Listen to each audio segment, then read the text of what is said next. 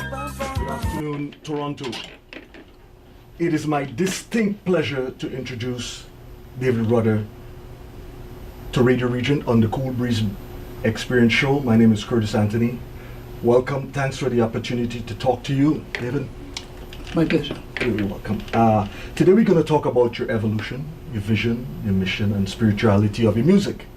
But before we get into all of this, before we get into the meat of things, how have you been?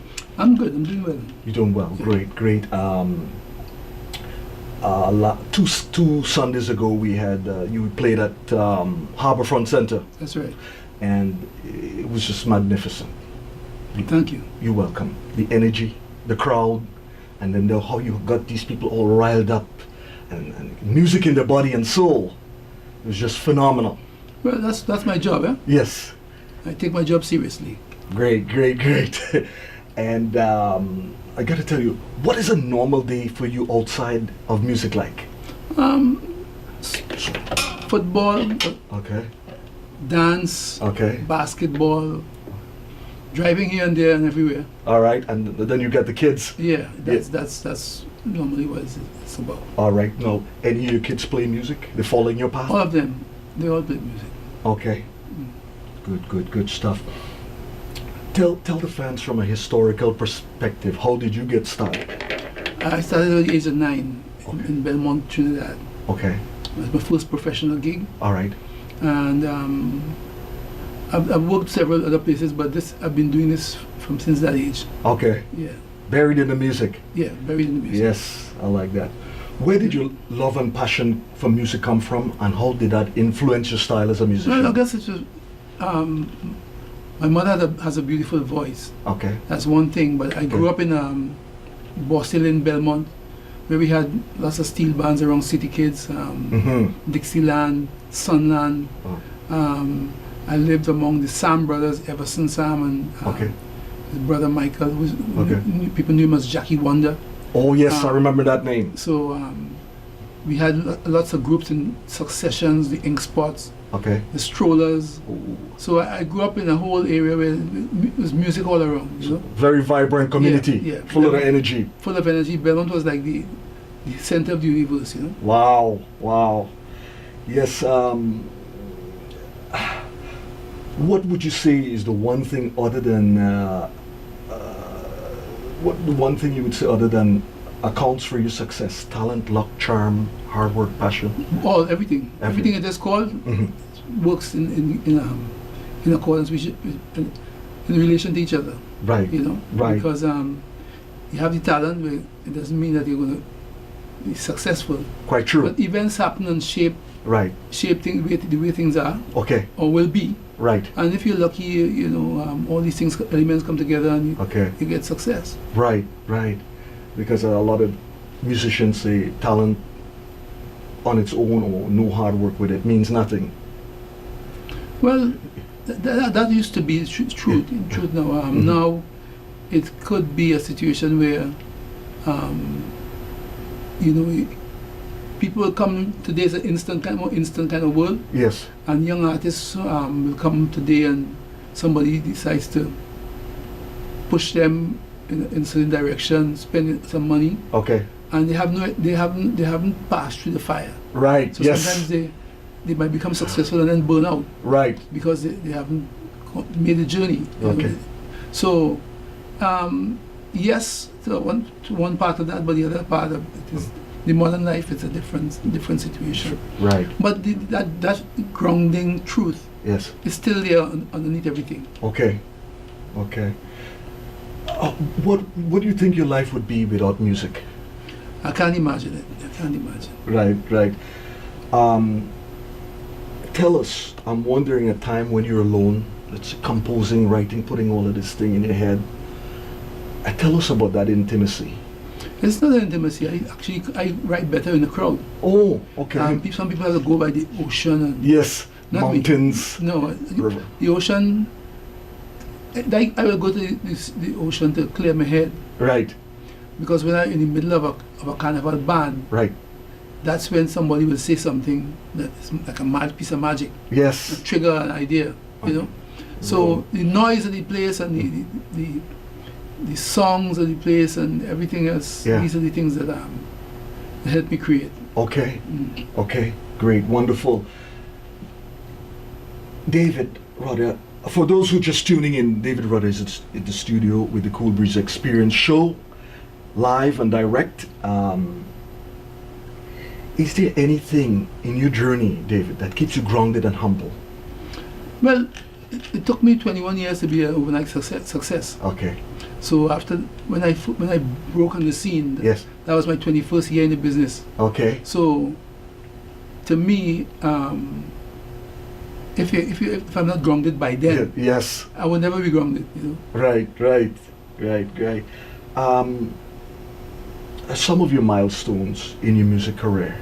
A few things you could throw out? Well, when the Calypso Monarch in '86 definitely threw me onto the international scene, Okay. and triggered all my experiences after that. All right. So I have to put that on as a moment, a special moment. Yeah. You know? But you know, the fact that I can after 50 years, over 50 years in the business, Yeah. and I'm still here, touring the world and playing music. To me, that in itself is special. You know. Right. Wonderful. David, today you're still the only soca calypso artist with 3 titles. What was that like at that time when you won that 3 titles? I didn't feel anything much about it. I was just glad to finally be recognized on a wider scale. You know. Right. I had my following from like Belmont and so on, Yeah. but it was never like the kind of madness that Okay. you know. You didn't get super excited. But beyond that, I didn't really. Maybe it was so huge, Right. that it was like, They take it normal. yeah. Right. Gotcha. I have to ask you, David. This when you were a young fella coming on the scene and you were there, you were in the midst of the heavyweight Sparrow, Kitchener, Blakey, and Melody, these type of artists. What was that experience like for you? Take us there. Well, we used to see Sparrow a lot, Yeah. because he used to come to Belmont. He had a girlfriend Okay. named Janet All right. in Bossy Lane, Yeah. Farrow Lane actually. Okay. So we used to see Sparrow a lot, you know. Yeah. Looking at these guys, they used to look like giants. Right. So it was a period in our lives where Calypso and society had a connection. Right. Now there's a disconnect. Yes. But as the world has because the Changed. technology has created so much of distractions and so on, Yeah. it's no longer there. But at that period, Yeah. the connection with these guys was like as important as listening to the radio station, or Yeah. because you're getting the angle from the Calypsonians, which Yeah. is more in some ways more important than what you're getting over the news, you know. Right. I remember the young brigade Calypso 10. They were tight on a network from the Yeah. documentary I seen, and there's a must-see DVD: Calypso Dreams, Calypso at Dirty Gyms, Calypso Rose, The Lioness, and the Glamour Boy Sparrow and Superior. You have to see these things. A lot of history, a lot of information in there. David, can you please explain the theory of extempo for the fans out there that who don't know? It's extempo is just basically like the mother of rap music. Okay. While rap has the same Flow. flow, telling of stories with rhyme. Yeah. Calypso is more, extempo is more, it's sung. It's not rapped. Okay. And the rhyming scheme is more metered, more like the rap is more nuanced in the sense that they don't usually rhyme on everything single Right, line, especially right. in modern rap. Right. But in Calypso, it's like a competition. Mhm. You must rhyme, Right. you must you can't repeat anything. Right. So you have to find something very new every time to And tell a story. and tell a story. And Yeah. also there's a time in the competition where you have to pull a theme from a hat. Oh. So you have to, if someone says a red dress, Yeah.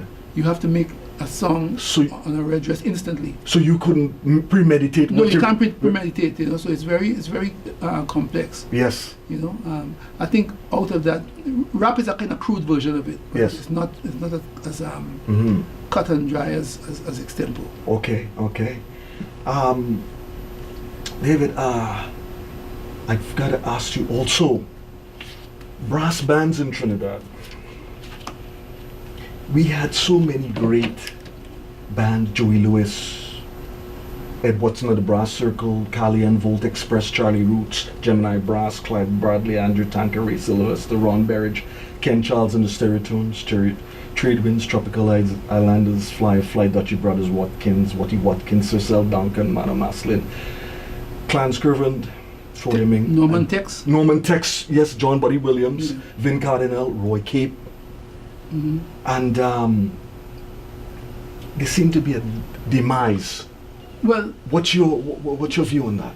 when the music got computerized, everything started. Even the brass became computerized, Wow. and then the music is now stripped down, almost a kind of, it's like a bass line and drum. It's just the way Right. culture shapes as time goes by. Right. What is happening in Trinidad is that there are lots of young musicians graduating Okay. from UTT and these places, Right. and lots of horn players, lots of bass players. So I expect at some point in time for them to free up their energy, Yes. they will come into form groups. So I think there might be a re-emergence of the brass, That'd be because great. you have the amount of players now that are graduating from UTT. Right. Right.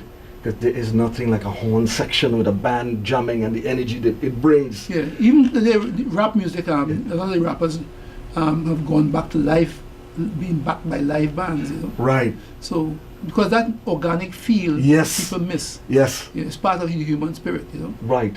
Right.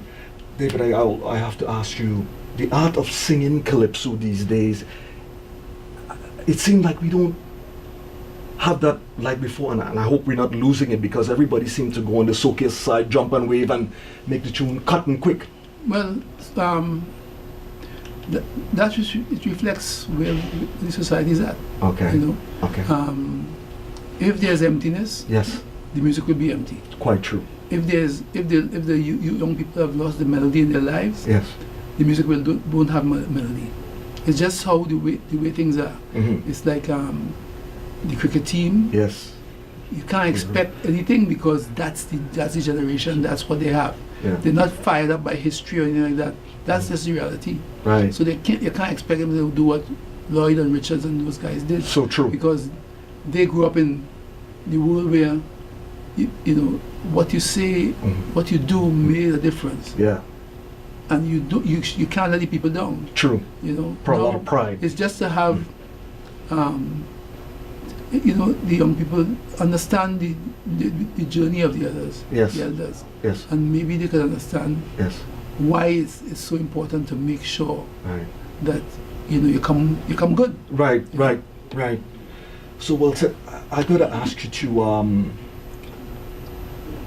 after all these years, it's calypso and soca music, why are we still seasonal? And you hear the Jamaican music and their country play music year round. Why are we still seasonal? Well, I think if the society believes in itself, Okay. these things will manifest naturally. Right. If you believe that it's supposed to be a certain way and pigeonhole it, Right. and you accept that, Right. that's what you're going to get. Okay. You know? Okay. A musician once told me calypso music in the United States almost came this close to being the dominant genre. No, calypso. There was a phase in the US where Yeah. calypso was a big deal, but that Yes. didn't last. That only, people talk about that era, Okay. but it's not an era. It lasted a few months. Oh, really? It was a phenomenon, Okay. you know. Okay. And Harry Belafonte was the first. It was so powerful when it came. It was like Right. it was like the lambada or the Macarena. Macarena. Yeah. It was like that. Yeah. And Harry Belafonte, who was American, Right. he could express the same songs that Trinidadians would express, Right. but the people understand what he's saying Right. because he has their tongue, Right.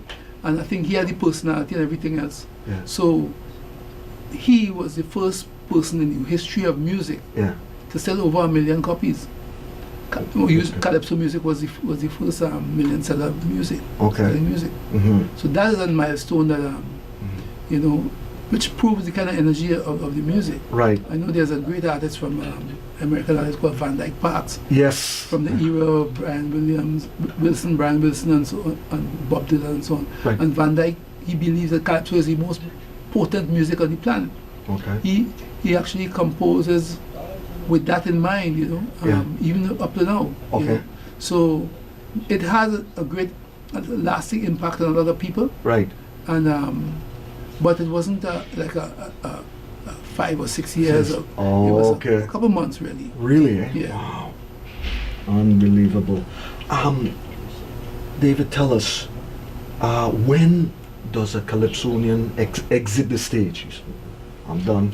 Artists don't exit stage. You know, artists. I saw. I think it's Papa Wemba, an great African artist. Yes.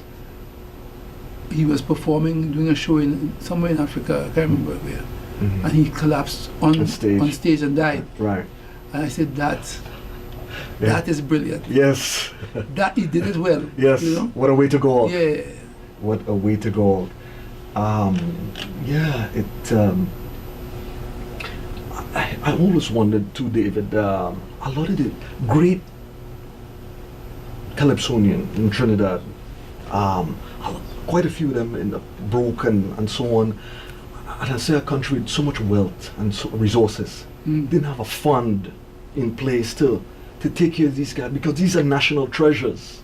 Well, on one level that's true, but on the other level, the man who's cleaning up the neighborhood and putting all the rubbish in the right trash cans and keeping the place clean, I would argue that they should have a fund for True. he can't make do, because he's a man in his own way holding up society. True. So I think if we have a Calypso union, Right. in truth, Yes. and their dues and even if the state decides, well, all right, Right. let's help out in that way. Right. You know, so in case an artist can't perform anymore, you know. But I think it's beholden to all of us to, Right. Okay. to watch out for each other. That's it. You know, Black Stallion is ill, Mm-hmm. so we do a show every year or so Right. to kind of help him around. Right. And this is how we should do it, but we can't really depend on the state for everything, because what has happened to us, especially in Trinidad society, is that we have become so dependent. So where are we? Right. Nobody has anything for anybody really. You have to go out and make it for yourself. True. If things have gone bad, well, if you know, depending on the way you live with people, Right. it will come back to you. True. You know? So, True. but we need to kind of get away from this dependency thing. You know? True. Come as a family It's and unite. It's breaking society apart, really. Yes, I agree with that. Is there one thing in the music industry you would change? There's no in the music industry. It's done. It's done. Yeah. Okay. You know, Right. That's why at this age I have to. I thought at this point I'd be able to play whenever I want. Okay. You know. Right. But what has happened is I have to play every day. Wow. To sustain. Just to sustain, because there's no, you can't depend on CD sales and all that. That's dead. Okay. You know, there's no more industry. Wow. If anybody tells you about that music industry, that's a myth. Okay. All right. David, when all is done and said for you with the music business, how would you like to be remembered? I don't really. It doesn't matter to me. You don't think about it that. What I say, I pour everything that has come to me Right. out on a reel of tape. Okay. and it's there. Right. So if it's somewhere along the line it helps people, Right. or makes someone think about something that might change his life in a positive way, Right. cool. Right. But I can't really say I want to be remembered as this or that or the other. You know, Right. Right. I just pour everything out and you be the judge. You know? Good. Well said. I'm gonna David Rudder and friends. November 17, Hammerson Hall in Mississauga, the Living Arts Center with guests, Third World. So, you know how he throws it down. So we saw him 2 weeks ago, and the amazing energy and the crowd that was there, and the way this artist make us feel is unbelievable. I saw his bio and I said, I can't read all of that. It takes us a while, but it's quite something. David is quite an accomplished man. They call him King David in Trinidad and Tobago, 3 titles, and a huge body of work and amazing music. I tried to get through some of them on the station. And David, thanks a lot for taking the time of your busy schedule It's my pleasure. and bringing your energy and your love to Radio Region broadcast facilities, which manifests in our greatness. Any last words you would like to say, David, before we conclude? Well, Yeah. I just want to say hello to all the fans. Yes. Thanks for the support over the years. Right. And I'll keep serving you as long as I can. Right. Thank you very much. Okay. Calypso, calypso, calypso music. Koolbreeze experience is calypso.